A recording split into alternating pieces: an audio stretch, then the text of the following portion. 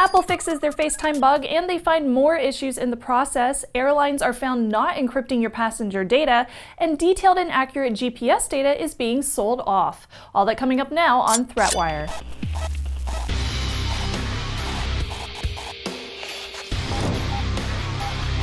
Greetings, I am Shannon Morris and this is ThreatWire for February 12th, 2019, your summary of the threats to our security, privacy, and internet freedom. Last month, thanks to our patrons, I started rendering the video RSS file at a much smaller file size to help with data caps. It is still at 1080p format, so if you see any kind of compatibility issues, make sure to let me know in the comments. The link for that video RSS is down in the video description below on YouTube, so you can simply click and subscribe. And real quick, I would also like to give a special shout out to my newest Patreon supporters this week, including Jesse, Zachary, Alpha Wolf, Jake, James, John, Dwayne, and Eli. And by the way, for every new patron that signs up for the month of February, I will be donating $5 to WISP, which is the Women in Security and Privacy. So you unlock perks and we both help a really good cause. So if you are interested in supporting ThreatWire, hit up patreon.com/ThreatWire. And now on to the news. Apple is having a pretty interesting month when it comes to security. The group FaceTime flaw, which was dubbed FacePalm, lol, circulated earlier this month, and now two other serious bugs were also discovered. But first, let's go ahead and wrap up the FaceTime news. So Apple pushed updates for iOS 12.1.4 and Mojave 10.14.3 that fix the issue in both mobile and desktop platforms. To download the updates, you simply go to Settings, General Software Update, and then Download. That's on your iOS device. And on macOS, just choose System Preferences, System Update, and then Download. Now, according to ZDNet, Group FaceTime will be enabled again for users that do apply that patch, and this update came surprisingly late, I believe, in the week, given that it was originally posted publicly via the press the week before. But perhaps the reason the update took longer than expected was because Apple also did a thorough security audit of the FaceTime app and server, at which time they also discovered a bug with live photos, which the update also fixed. So live photos is blocked as a feature on older versions of iOS and macOS to secure users. Now, lastly included in the update were two zero days that were discovered by Google Project Zero. Project Zero team lead Ben Hawks tweeted that these CVEs, which are 2019-7286 and 2019-7287, were both actively exploited in the wild. Now, these both fix memory corruption issues, both of which could be exploited to gain elevated privileges on the machine. Now, lastly, in Apple news, TechCrunch wrote last week that several popular apps were using a third-party service called Glassbox to record user interactions within the app, which basically boils down to screen recording. Now, this could be used for developers to find issues within their apps or to understand user interaction. It makes sense. But the problem was it was never disclosed to the users, not even in privacy policies. And what makes matters worse, many of these applications didn't even properly encrypt data within the screen record sessions. So credit card numbers, addresses, and a lot more could be exposed to anyone who had access to those recordings. Now, Apple later told developers that they must disclose this information to its users or face removal from the App Store. According to one developer, they were given 1 day to remove the recording code and resubmit their app. Now, Glassbox also works with Android apps, but Google has not publicly stated their stance on this, even though the policies defined within Google Play also prohibit this kind of functionality. In a post released on Wednesday of last week, the threat research team over at Wandera found that a slew of airlines were not properly encrypting their e-ticketing systems, and in turn, they were exposing passenger information to potential theft or even interception by criminals.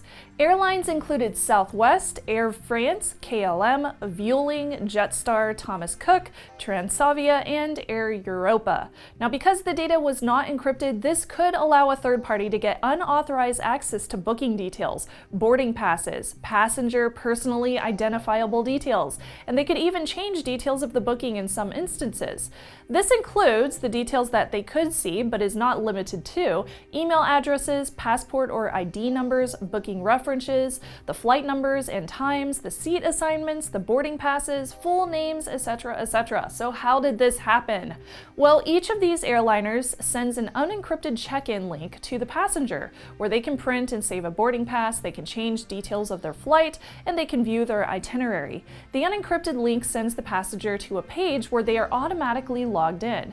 If an attacker was on the same network as the passenger, they could easily intercept this unencrypted link and view the request themselves. Now, Wandera responsibly disclosed the vulnerability information to the airliners 4 weeks before publicizing it to the public. The company recommends airlines start using encryption, require authentication anytime identifying information is available and especially editable, use one-time tokens, which I agree with, and users can also use mobile security to monitor and block leaks of data or phishing attacks. Now, I would recommend using a trustworthy VPN whenever you access that data, and only accessing it whenever you are on a trusted network. Now, since airport Wi-Fi networks tend to be very vulnerable, accessing the link while on airport Wi-Fi would be a no-go. Now, sadly, no airliners listed have fixed the issue as of reporting, but a few have reported that their servers have not been hacked, though nobody said that they were, and that they are working with their security teams to fix the issue. The problem was first discovered and disclosed back in 2018 in December. In the ongoing story about cell phone carriers reselling location data to pretty much anyone, it was just discovered that GPS data was also being sold. In an investigation by Motherboard, the company claims that cell carriers are selling GPS data to data aggregators, who then sold it to brokers, bounty hunter, bail bonds companies, etc., etc. So GPS, that's A-GPS, stands for Assisted GPS, and it's utilized by both the internal GPS chip, but also cell phone towers. It's more accurate than traditional GPS, and it's used by 911 first responders to find victims. This data is mandatory to share with emergency call dispatchers as of 2007, and it can even be used for indoor locations accuracy within 50 meters. So by all accounts, it's pretty useful. So this data was being sold even though the FCC rules from 2015 specifically do not allow for that sharing. It should only be shared or stored in the National Emergency Address Database, not sold for any purpose outside of for 911 usage. Now, in total, Motherboard found that about 250 bounty hunters and other companies had unlawful access to location data, and there were more than 18,000 data location requests made by just one of those data brokers. A data seller named SirCare1 operated in secrecy, and they were specifically tied to this news, and between 2012 to 2017, they would sell data for upwards of $1,100 USD to bounty hunters and the like. This included GPS data.